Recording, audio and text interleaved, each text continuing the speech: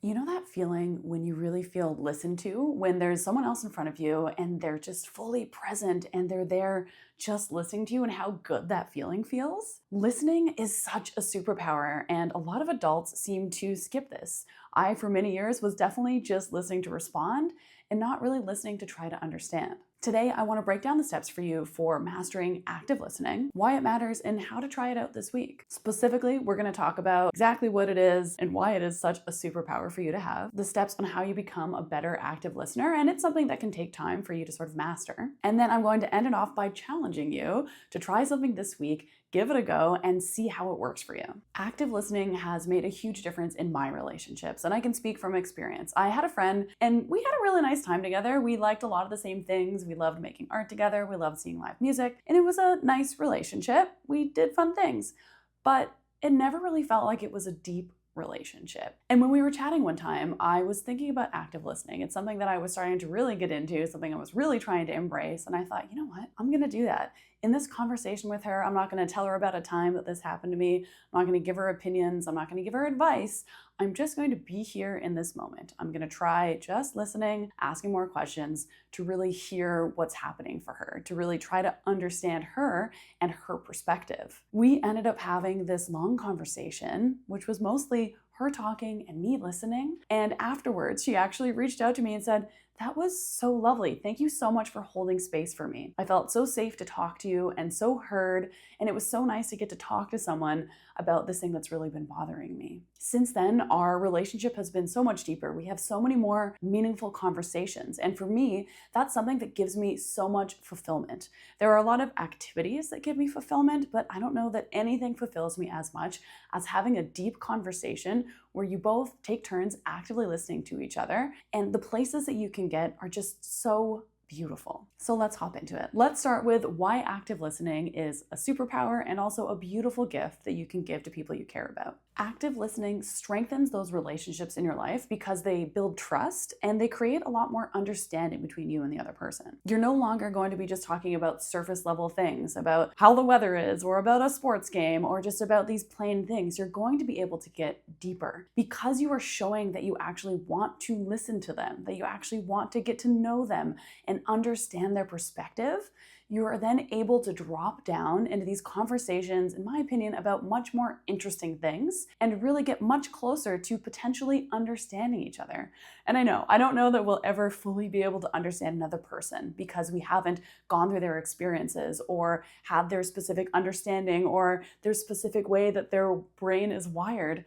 But there is so much potential if you are both willing to have these kinds of deep conversations and willing to actively listen to each other. Since I've been doing this, I've actually been watching others interact, and I've noticed the people that seem to have a hard time really connecting with people or having meaningful friendships are the people that are just waiting for their turn to talk. I'll watch interactions of people networking, and those people that are just talking about, "I'm so great, here are my experiences, here's me," and are never asking questions to someone else, very rarely end up creating a bigger network. And you can actually look at people and see when they're just waiting for their turn to talk. I have some acquaintances that used to be friends that I've now sort of turned into acquaintances because when I'm speaking, I can see them just getting ready to intake breath to tell me about a time something like this happened to them. And I know that there are some people that relate to others by talking about a time that happened to them. And I'm not saying that that's not the way to relate to people. It certainly can be. But when you are constantly doing that, every time your friend is telling you about something they're struggling with, you're constantly changing the topic back to something about you, it can feel like you're trying to make this whole thing just about you. So whenever you can, try to squelch that just a bit and instead ask for more details about it. Ask them to tell you more. When you're actively listening, you're completely focusing on that other person. You're thinking about how you can add value to them. You're thinking about how you can support them. And you're focusing on things like what tone they're using, what words they're using, what their body language is saying, so that you're completely in this moment. And what has exploded my brain the most is how much it sets you apart from other people. You will start to feel much more like a safe space, much more like someone people want to talk to about real and important things because you've set yourself apart from other people. You don't have those ulterior motives. Your intentions are purely just to hear this person and maybe help them in some way. And you're not constantly interrupting them. I can't tell you Since discovering this, I can't tell you how many of my friendships at the time I realized weren't really deep friendships because I was constantly getting interrupted. I would be trying to open up about something that I was finding really difficult and want to explain the story so that I could get some advice from them, but they kept interrupting me to tell me about something else that happened to them, and we would just keep getting off topic, and I found myself getting more and more frustrated because it didn't seem like what I wanted to talk about and get their opinion on was important. So being able to actively listen and take turns doing it, you don't want to just hold the floor the whole time, can really strengthen those relationships because then that person feels heard. Now, we've talked about why it's important. Let's go over 5 tips on how you can become a better active listener. And these are things that you can just start doing right away. Number 1, think about the setting or your environment. Try to make sure that there aren't going to be lots of interruptions. Turn your phone onto airplane mode or put it away. Have a setting that you're going to really be able to focus on what they're doing. This also means that if you're looking to do that, maybe make plans with a friend one-on-one instead of having a group of people. Or if you have children, make sure that the kids are being minded by someone else so that you can really focus on this friend. Number 2 is to be fully present. Imagine that this is the last person in the entire world and you want to give your entire focus to them. Your only purpose right now is to attempt to understand this person and their perspective. Number 3 is to stay really focused and engaged. So a great way to do that for me is to say, tell me more, or oh my gosh, can you expand on that? Or oh, and then what happened? Or how did that make you feel? Getting them to expand on it, getting curious, and digging into it deeper. Make sure that you're giving them eye contact. Maybe there's a little bit of nodding as they're speaking or expressions that are matching what they're talking about, or even repeating back what they said to them. This is a sales technique. Usually in sales, you'll say, so what I'm hearing is X, Y, Z. Obviously, if this is a friend, you might want to say it in a little bit more of a regular way. Oh my gosh, so da-da-da-da-da happened? And then what? Or he said X to you? I'm so sorry to hear that. Whatever it is, be commenting on what they're saying, but not changing it, not hijacking the conversation to go in a different direction. You want to make sure that they get to get out everything that they want. Number 4 is to focus on those details. I mentioned it briefly, but looking at their body language. Are they looking closed off with their hands in front of them? Are they anxiously doing things? Are they pacifying by touching their hair a lot or touching their mouth? Are they worrying their fingers over something? Look at their body language and try to get a sense of how they are feeling in that moment. Think about their tone of voice as well. Are they speaking really exuberantly? Are they speaking very small and quiet? Notice the tone and notice the language that they're using as well.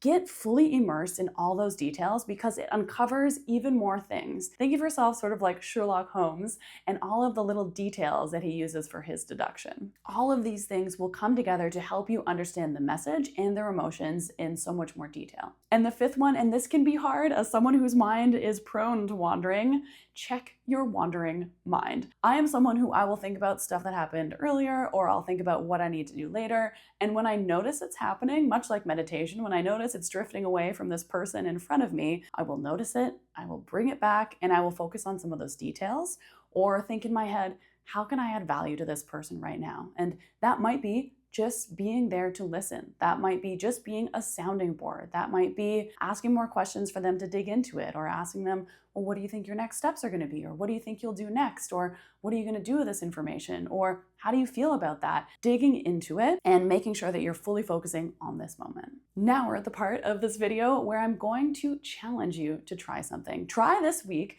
to have one conversation where all you do is listen. You don't ask for advice. You don't tell stories about yourself unless someone specifically asks for it. Only be there to listen and try to uncover as much as you can about this individual. Try to uncover how they're feeling about it, the details, whatever they're willing to share. I wouldn't push too specifically other than saying, tell me more, or go on, or oh my gosh, I'm listening. Just listen and ask questions to get as much information as you can and to create a safe space for them to be able to get whatever it is off their chest. I know myself that being able to externalize thoughts that are in my head can be something that's really helpful. I might have things whirling around my mind, and journaling is a great way, but I also find saying it out loud, articulating it, allows you to get a better sense of it, allows you to come to new conclusions, and sometimes having someone there listening and asking some questions can help bring to light new ideas. While you're in this conversation, just focus on as much as possible, learning as much as you can about this person. Then afterwards, think about how it made you feel, and think about maybe how it made that person feel as well. There's a woman named Vanessa Van Edwards that I often reference, and she actually does, I think it's for an entire week. She does a week where she doesn't talk, and she found what was the most interesting was that when she was at events or with people at different things, they told her what a great listener she was. For that entire week, I think that she does every year, she just listens, and it has completely changed how she moves in the world, and it's helped her to realize how important listening can be. So to sum it all up, listening has really become a superpower for me. It creates these authentic and real and deep connections. It fosters trust between me and the people in my network, and this deeper sense of understanding these people so much more than I would have if I hadn't really listened to them. Active listening means being present with this person, asking more questions to dive in deeper, and having your full attention and focus purely on this human in front of you. And keep in mind, listening is a skill. It's something that might be difficult at first, so start small and just continue to build on that muscle, but it's something that you 100% can adjust and can change. Sometimes you'll find you slip back. I think a lot like meditation, sometimes you're really good at quieting your mind, other times not so much. There will be moments where it will be really difficult for you, but I like to treat it almost like a meditation. And the more you work on it, the stronger those muscles will get. And I assure you, what you'll see in your life, at least what I have experienced, has just been so beautiful since I've started doing it. Thanks so much for joining me. Good luck.